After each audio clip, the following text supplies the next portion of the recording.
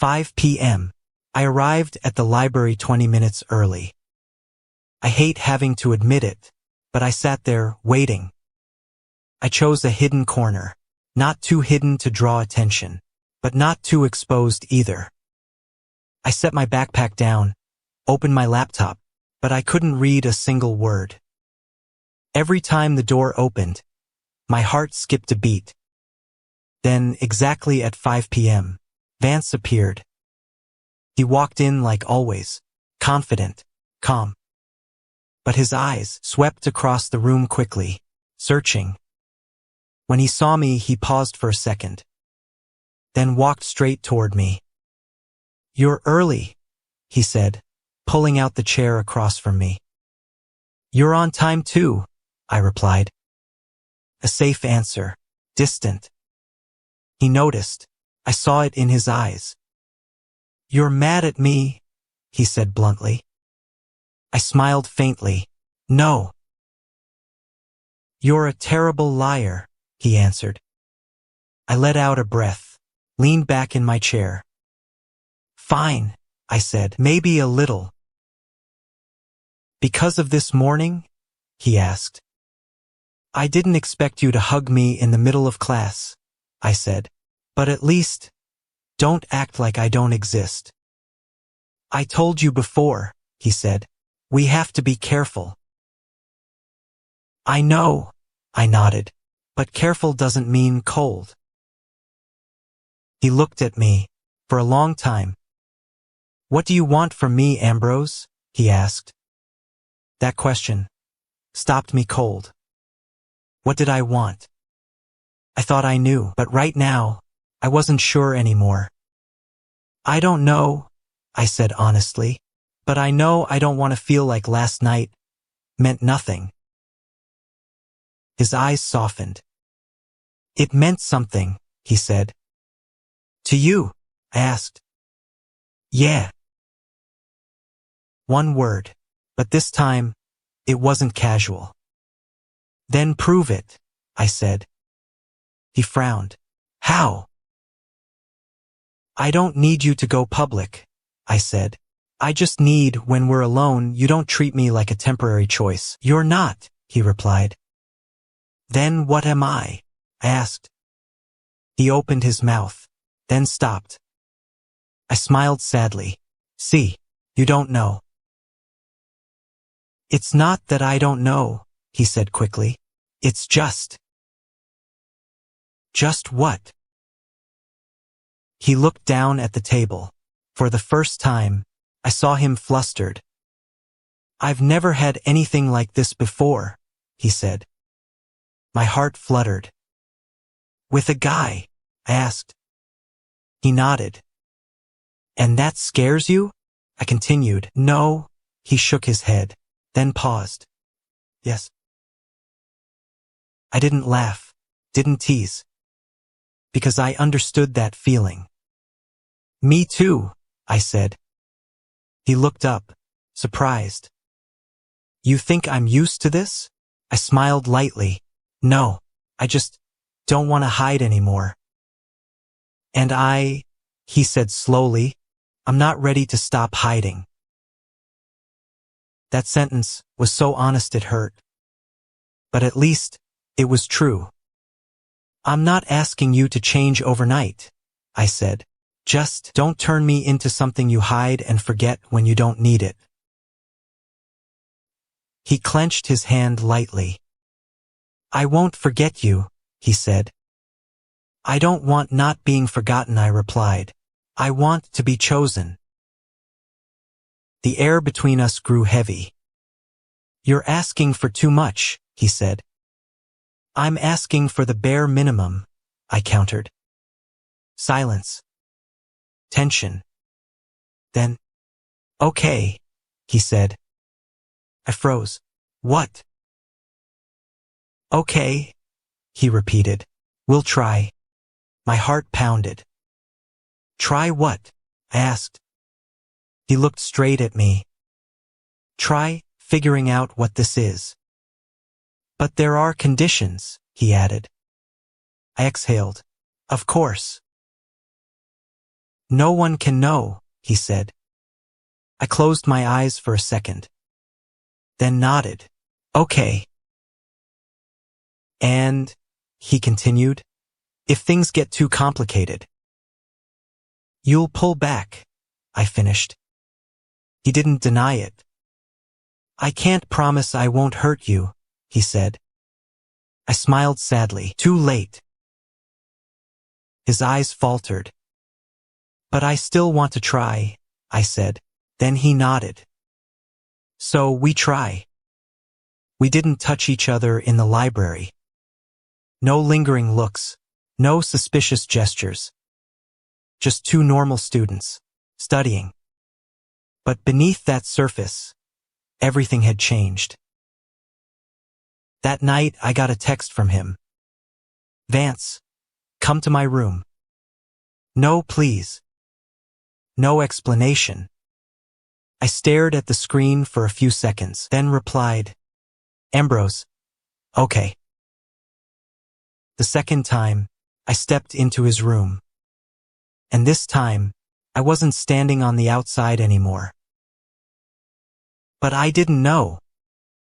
Every step I took closer to him was also a step, pushing me closer to losing everything. The second time I stepped into Vance's room, everything was different. No hesitation at the door. No feeling of, should I even be here? I walked in, like I belonged there. Vance was standing by the desk, phone in hand. When he saw me, he put it down, without a word. Just looking. The way he looked at me was nothing like that morning. Nothing like in the library. No distance. No armor. Just me. You got here fast, he said. I didn't want to overthink it, I answered. He smirked. Smart. A short silence. Then he stepped closer. No questions. No warning.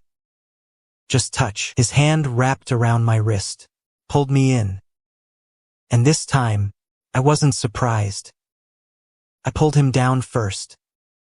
The kiss was harder, faster. Like both of us were trying to prove something. No more questions. No more what are we. Only feeling. What are you thinking? He asked when we pulled apart. His voice was hoarse. I'm not thinking, I breathed. That's the best part. He smiled softly, for the first time, genuinely relaxed. I like this version of you, he said. I like it too, I replied. We didn't talk much that night. Not because there was nothing to say, but because we didn't need to. Everything between us was speaking for itself.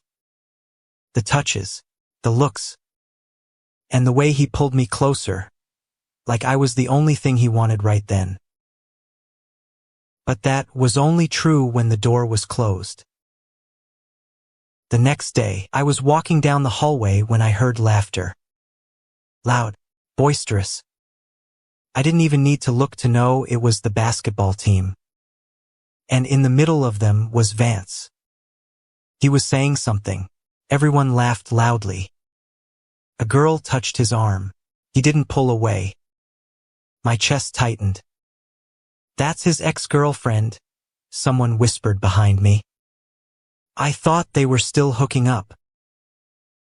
I stood still. Didn't turn around, didn't look again. Just listened. Vance is always like that, someone else said. Never short on people chasing him. Laughter. I walked away. Faster. Heart pounding. Not from jealousy. Not. Right? Snap out of it, Ambrose. I told myself. You agreed to this. No public. No strings. Just trying. So, what were you expecting? But that night, when I got his text, I still replied immediately. Vance, come to my place. No period. No explanation. Just like last time. And just like last time, I still went. The days that followed became a loop. During the day, we were two strangers.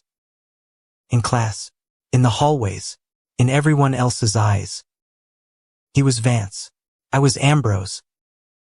Unrelated. At night, everything flipped.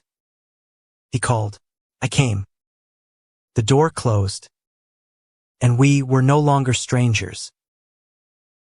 I knew it wasn't right. I knew, but every time he touched me, all reason disappeared. Until one day, everything started to crack. It was a Friday afternoon. I was sitting in the cafe near campus, laptop open, but I wasn't doing anything. Just waiting. I had texted him. Ambrose, you free tonight? No reply. 1 hour, 2 hours. Nothing. I told myself, he's busy. It's no big deal. But that feeling wouldn't go away. By evening, still no message. No, come over. No, not tonight. Nothing. I stared at my phone screen, then put it down. Okay, I whispered. This is exactly what you agreed to. But around 11 p.m., my phone vibrated. My heart jumped. Vance, sorry, busy. That was it. No explanation, nothing more. I stared at the message for a long time, then typed, Ambrose, no problem. I sent it. But this time, I didn't feel okay. The next morning, I saw him at the basketball court, practicing. I stood far away, watching him. He was smiling, talking, like always. No sign that last night he had been busy. My heart went cold. And for the first time, I asked myself, am I really trying? Or am I just an option when he's free? That question started eating away at me. Little by little, the question didn't disappear. It wasn't loud. It didn't explode. It just stayed there, smoldering. What am I to Vance? And for the first time since everything began, I couldn't lie to myself anymore. I started avoiding him. Not completely, not enough for others to notice, but enough for him to notice. I no longer replied to his texts right away. I didn't come every time he called. Twice, I said no. First time, Vance, come over. Ambrose, not today. No explanation. Second time, I didn't even reply. The next day, he cornered me in the hallway. What the hell are you doing? He asked, voice low but tight. I looked at him, calmer than I expected. I'm busy, I said. You were never busy before. I can change. His jaw clenched. Don't play games with me, Ambrose. I'm not playing, I said. I just won't always be available when you need me anymore. Are you mad about the other night? He asked. I smiled faintly. No. Lying again, he replied. No, I shook my head. Not this time. I looked him straight in the eyes. I'm just starting to understand things better. His eyes darkened. Understand what? I'm not your priority, I said. Not raising my voice, not accusing. Just the truth. He didn't deny it. That said everything. We were clear from the start, he said. Yeah, I nodded. And I agreed. So what's the problem? I exhaled. The problem is, I thought I could handle it. I thought I could separate things. I was wrong. Silence. What are you saying? He asked, voice lower. I'm saying. I paused for a second. I don't want to do this anymore. The air froze. What? He almost didn't believe it. This? I repeated. Us. Just because I was busy one night? He asked. I smiled, this time genuinely sad. If you think that's the problem, I shook my head, then you still don't understand anything. Then explain it, he snapped. I don't want to be the person you think of at 11 p.m., I said. I don't want to be the second or third, or whenever you're free. I stopped. I want more. Silence. And I can't get that from you, I finished. Vance said nothing. Just looked at me. Like he was trying to understand. Or didn't want to understand. You're asking me to be someone I'm not, he said finally. I'm not asking you to change, I replied. I'm just choosing not to accept it anymore. So it's over? He asked.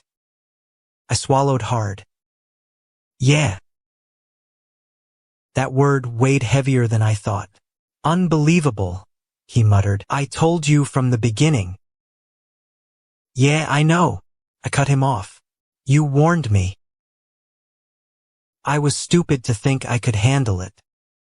Then his voice dropped. You're not stupid. My heart stopped.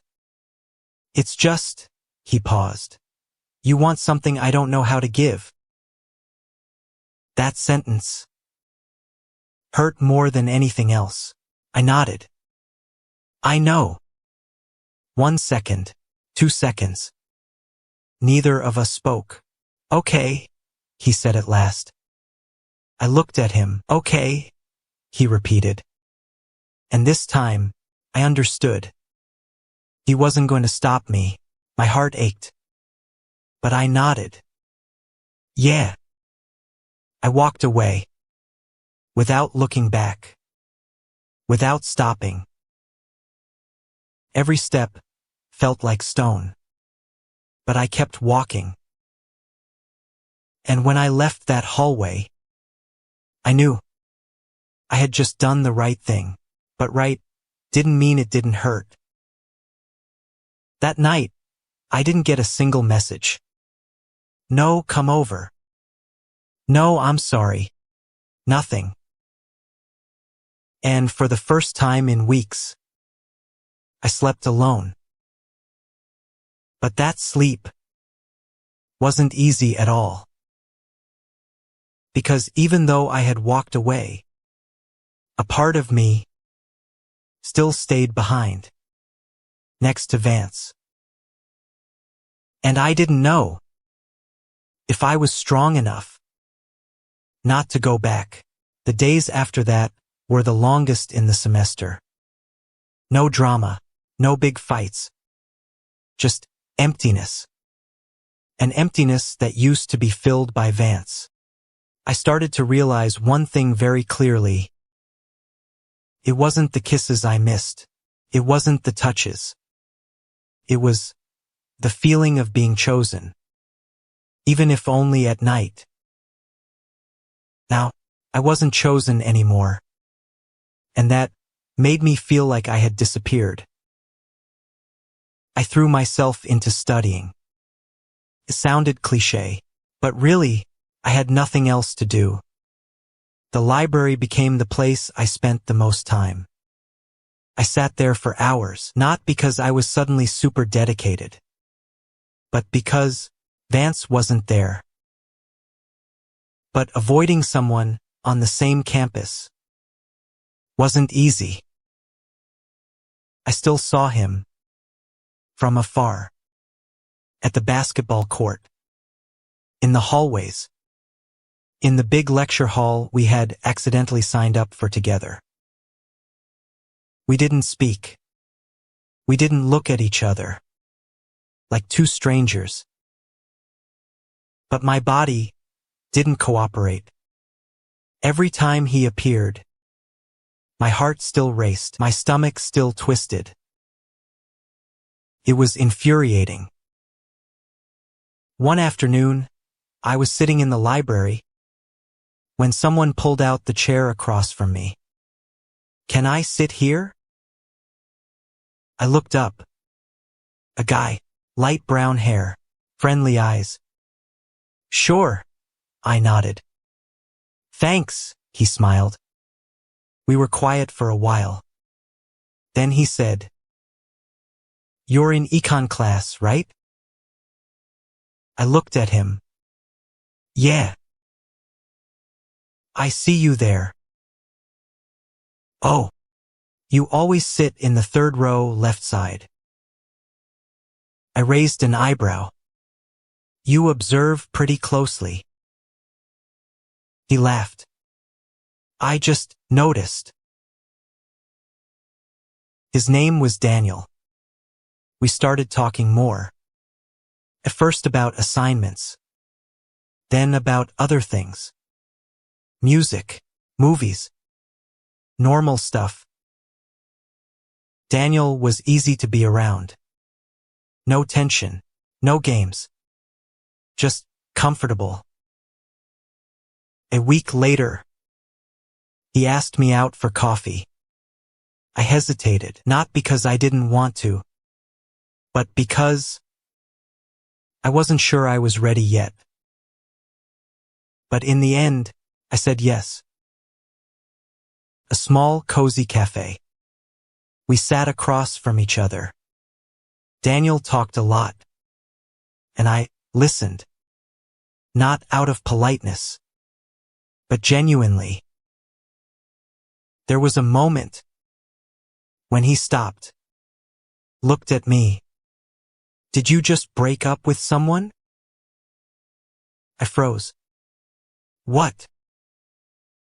"The way you keep checking your phone," he said gently, "like you're waiting for someone, but don't want to admit it." I laughed.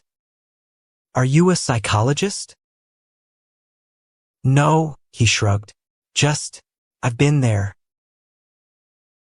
Silence. I looked down at my coffee. Then exhaled. "Not exactly a breakup," I said.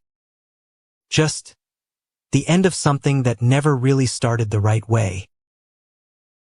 Daniel nodded. "Sounds familiar." We didn't dig deeper.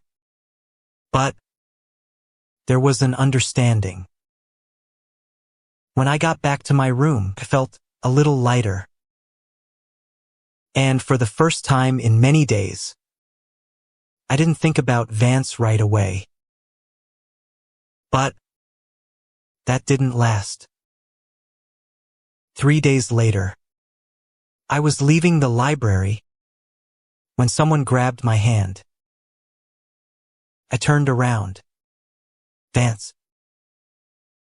My heart dropped. "We need to talk," he said. His voice wasn't like before.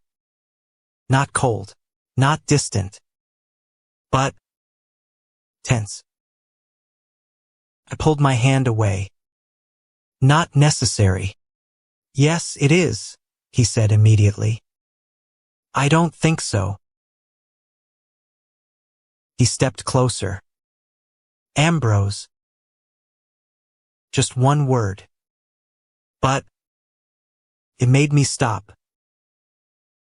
"Please," he added. I closed my eyes for a second, then opened them. "I'm starting to be okay again," I said. "So don't ruin it." And then he said, I saw you with that guy. My chest tightened. Daniel. I didn't answer. You were smiling, he said. His voice had something strange in it. I'm allowed to smile, I replied. With him? He asked. I looked him straight in the eyes. You don't have the right to ask that. Silence. His jaw clenched. You replaced me pretty fast. That sentence hit like a punch. I didn't replace anyone, I said. Because there was never anything to replace. He stayed quiet. And for the first time, I saw him. Hurt. But that didn't make me feel any better. Vance looked at me longer than usual. Not the sharp, cold look. Not the dominating one from before. But a look I had never seen on him. Lost. You really think that? He asked. His voice lowered. I had nothing to replace? I squeezed my own hand lightly. I think, I paused, we were never something that could be named. He smiled, but this time, there was no humor in it. So what was everything between us? I looked at him. For a long time. Something that hurt me, I said. No hesitation. No dodging. He was silent. And that answer was enough. A breeze passed through the hallway. Students walked by, laughing and talking. Life kept moving. Only we stood still. I didn't mean to hurt you, he said finally. I know. Then why did you? Because you still did. I cut him off. He looked at me. No argument. I was clear from the beginning, he repeated. I also said I understood, I replied. But understanding doesn't mean not feeling. So what do you want from me now? He asked. I shook my head. Nothing. Ambrose. I'm serious, I said. I don't want to go back. He stepped closer. But I do, he said. My heart stopped. What did you just say? I want to go back, he repeated. Not like before. I looked at him, disbelieving. You can't, I said. You're not that kind of person. Maybe, he nodded slightly. But I can try. I laughed. Not because it was funny, but because it was too late. Why are you trying? I asked. For me. Or because you don't like seeing me move on? He didn't answer right away. That made everything clear. I'm not a competition you have to win, I said. And I'm not something you realize the value of only when you're about to lose it. It's not like that, he said quickly. Then what is it? I asked. Silence. I miss you, he said softly. 3 words. Light. But they hit the weakest spot in me. I closed my eyes for a second. My heart raced. Don't do this, I whispered. Don't say things that make me want to come back, if you're not sure. I've never been sure about anything, he said. But this time, I don't want to lose you. I opened my eyes, looked at him. You already lost me, I said. My voice wasn't loud, but firm. So what about Daniel? He asked. I frowned. He's not the issue. But you like him, he said. I like the feeling of being with someone who doesn't make me guess, I replied. That sentence hit him. I can change, he said. I can. No, I shook my head. I don't want you to change because of me. I want to be with someone who's already ready. Silence. And then, for the first time, Vance had nothing to say. He just stood there, looking at me. And in that gaze, there was no more control. Only the truth. I thought I didn't need anyone, he said quietly. I thought keeping things simple was enough. He smiled faintly. But you aren't simple. My heart hurt. And I lost, he said. I froze. Lost. He nodded. For the first time, I lost to someone. I'm not your opponent, I said. No, he shook his head. You're the person who made me realize I lost to myself. The air grew heavy. I took a step back. Vance, I said, I can't be your lesson. He nodded, like he already knew the answer. I understand, he said, but if one day, he paused, I become the person you need. I shook my head gently. Don't live for an if, I said. Like I used to. We looked at each other one last time. No touching. No holding on. Just two people standing on different sides. Then I turned away. This time, no one called me back. And I knew this was the real ending. But strangely, when I stepped out of that hallway, I didn't feel empty. Just lighter. Like I had finally put down something I had been holding on to for too long. And for the first time, I was no longer the person who always lost. I was just the person who chose myself. I thought everything would end there. One conversation, one turn away. And that was it. But life was never that simple. The days after the conversation with Vance, I slowed down. Not because I was sad, but because I was learning how to live without him. It sounded dramatic, but really, they were tiny things. Not checking my phone every night, not unconsciously walking past his dorm, not imagining, if I had said something different that day, would everything have changed? I started showing up more in my own life.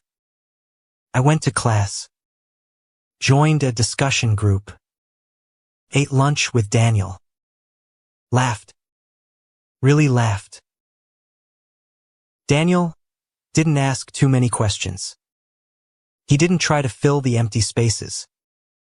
He just was there. Steadily. One time we were walking across campus, when he suddenly asked, "Have you ever been in love?" I froze. That question used to scare me. But this time, I didn't dodge. I think so, I said. But I'm not sure it was the right kind of love. Daniel nodded. Love is rarely right from the start. I got a lot of things wrong, I admitted.